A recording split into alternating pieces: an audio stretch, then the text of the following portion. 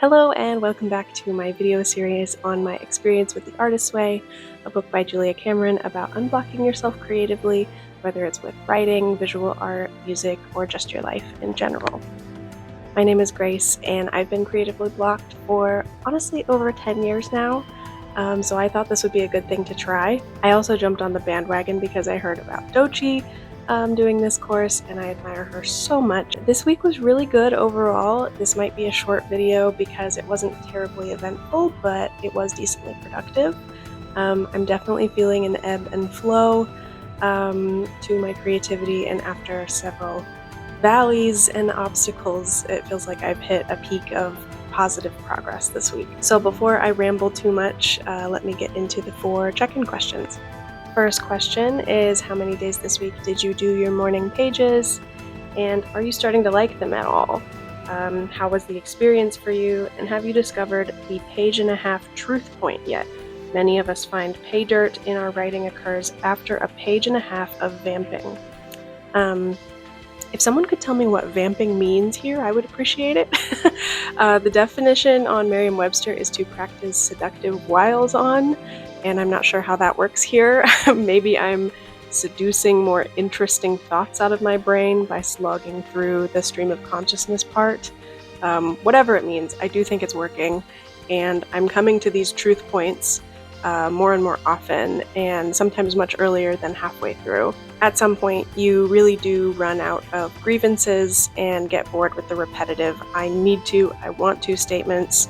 And for me, at that point, I start letting myself kind of get curious about stories and characters that I want to write about, or imagery I want to convey in my visual art, which is so cool because the first few weeks, it felt like that was not going to happen. It felt like I was never going to stop writing about the same anxieties every morning, but I do think those anxieties are getting less and less prominent. There's only so much I can do, and I'm starting to make changes in my life that are improving those problems. I did the morning pages 6-ish out of 7 days. It's still hard to do them on the weekends because my routine is different and I don't see a lot of benefit for doing them sometimes on the weekends. But I'm going to play around with my schedule and maybe see if I can change that. But honestly, if the weekends don't work, I think that's okay. My goal is not perfection here. Second question is, did you do your artist date this week? Have you had the experience of hearing answers during this leisure time? What did you do for your date? How did it feel? And have you taken an artist date that really felt adventurous? To be honest, I did not structure my artist date very purposefully like I was hoping to this week. I ended up just going to the library and bringing my laptop to write, which did end up being pretty productive. I wrote around, I don't know, it doesn't sound like that much now, but it was like 700 words or so of a story that I've been thinking about trying, and that's more than I've done in a while. So I have the unfortunate tendency to do a lot of world building and research and not actually do the act of writing. So to actually get some of that done felt really cool, and I'll probably do that again, but maybe I wouldn't consider it an artist date next week if I do that again. And as an extra treat, I decided to buy a pegboard from Michael's to hang my art supplies on, which I've wanted to do for a while just to get more organized. Not super adventurous, and I don't know if I'm hearing answers. I still need to kind of try that practice of asking questions in the evening and looking for answers the next day. There's just there's a lot of exercises that you could be doing, and I think it's working for me. I'm trying not to get overwhelmed with the idea of doing everything perfectly. So, third check-in is, did you experience any synchronicity this week, and what was it? So maybe I didn't do all the tasks from this chapter until yesterday.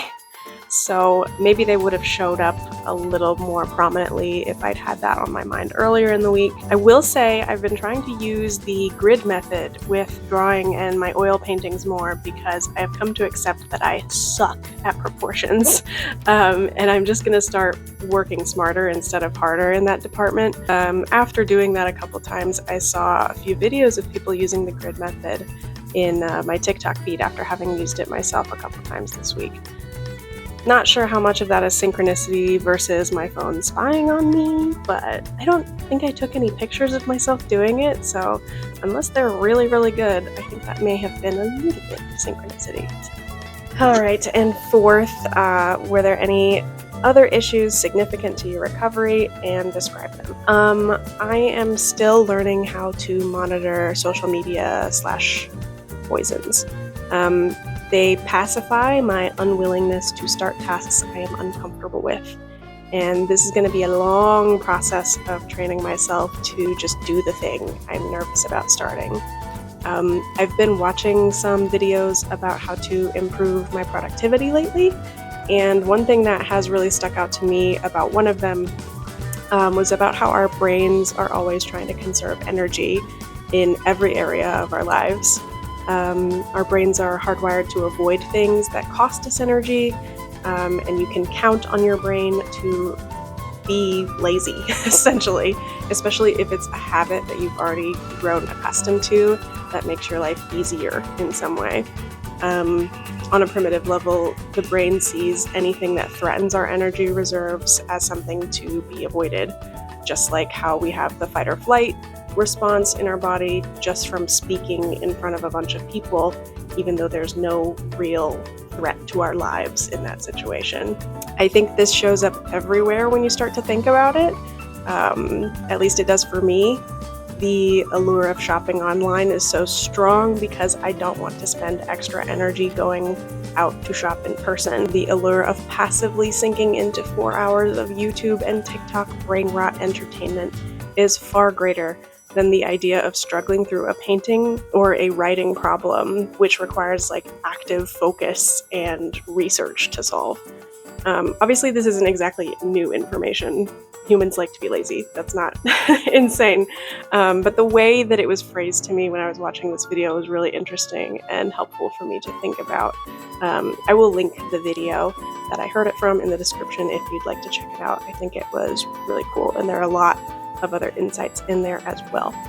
To wrap up, I just want to say I really loved the exercises from this week. There was a lot of list making, which I love to do, and I found a lot of the questions were phrased in a way that really helped me deconstruct my creative blocks and remind me of my desires. This week, I got to see what people were talking about when they said the fallout from week 4 was brutal.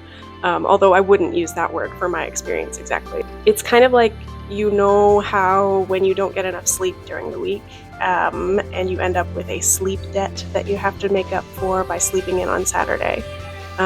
It felt like I had a media debt this week after reducing it so drastically. I was more open to play. I didn't structure my artist date very strictly. I let myself play video games and go on errands without time limits. And even though I did all of these things, I feel like this was maybe my most productive week yet in terms of actually making art, and especially original pieces. I've fallen a bit behind on my color theory course, but that's mostly because I had to collect a few materials for the portion of it that I'm in at this point. All in all, it felt really good to let myself embrace play and take advantage of freedom after the restrictive media deprivation exercise. I still have some work to do in terms of breaking bad habits, don't we all? But I'm being patient and kind to myself as I make those gradual changes. You may have noticed I have not pulled an imaginary life to focus on for a while. That's just because they haven't really worked out super well the past couple weeks.